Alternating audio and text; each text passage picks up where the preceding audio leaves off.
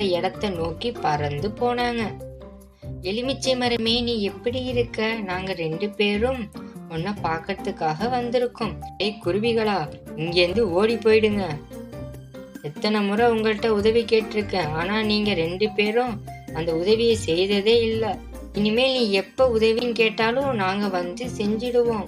சரியா? உன்னோட எலுமிச்சை பழங்களுக்கு எனக்கு தேவைப்படுது. இதனாலதான் என்னை தேடி வந்தீங்களா? 2 பேருக்கும் நான் ஒரு பழங்கள் கூட தரமாட்டேன். குருவி பழங்களை பறிக்க ஏறிச்சு.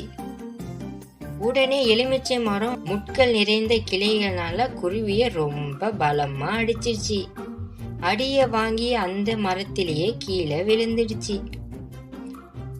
ஐயோ, இது ரொம்ப மோசமான மரமா இருக்கே, இதை நம்மளே அடிச்சு கொண்டுடும் போலயே.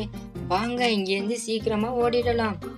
பிறகு அந்த குருவி ரொம்ப வேகமா தங்களோட வீட்டுக்கு பறந்து